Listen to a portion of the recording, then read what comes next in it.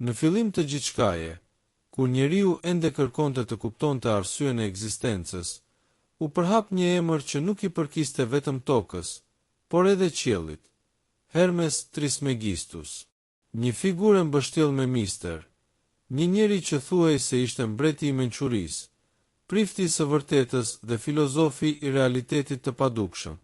Ai nuk ishte thjesht një njeri, ai ishte një udhëzues mes botës fizike dhe asaj shpirtërore. Ishte thënë se ai nuk vdiq kurrë, por u ngrit mbi trupin dhe u bashkua me vetë njohurinë hyjnore. Në dorën e tij, Hermes mbante një tabel smeraldi, një gur që nuk thyhej, që nuk zbehej, dhe që mbante të gdhendura fjalët më të fuqishme që njerëzimi kishte dëgjuar ndonjëherë. Ajo që është poshtë, është si ajo që është lartë, thuhej në fillim të saj.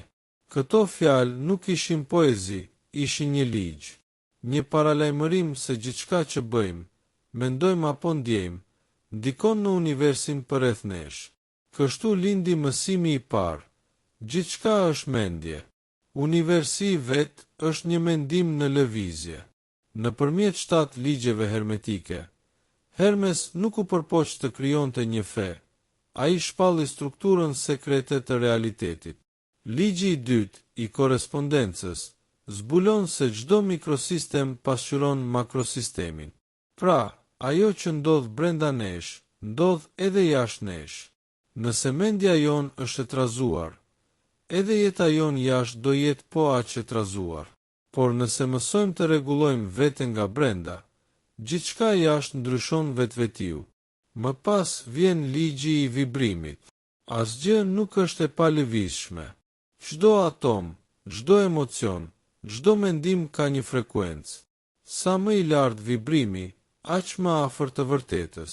Kur ndjem frikë, zemërim apo urrejtje, bie frekuenca jon dhe gjithçka përreth na duket më e rëndë. Por kur ndjem dashuri, mirënjohje dhe pranueshmëri, universi vetë ndryshon ngjyrë. E gjitha është një rezonancë, një vallëzim i padukshëm që ndjek ritmin ton të brendshëm. Hermes gjithashtu fliste për polaritetin, se gjithçka ka të kundërtën e vet. Drita dhe errësira, e mira dhe e keqja, dashuria dhe urrejtja.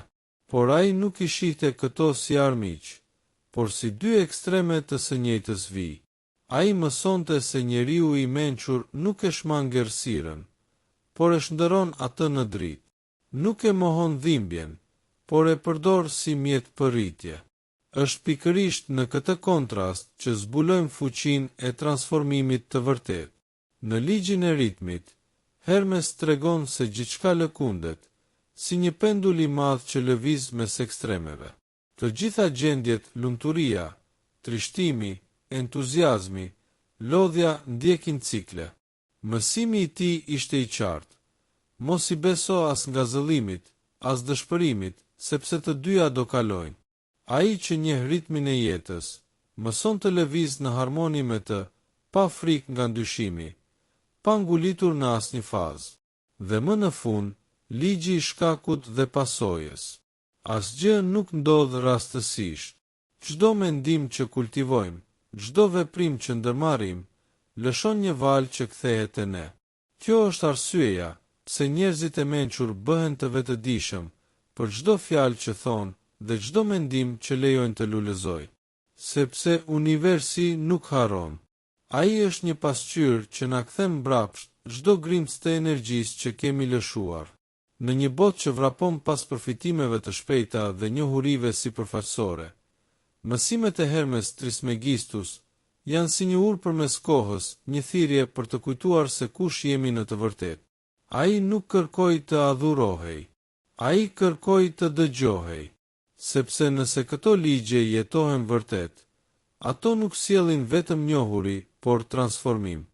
E sot, mijëra vjet më vonë, në qytete moderne e nën drita artificiale, njerëzit sërish ndihen bosh.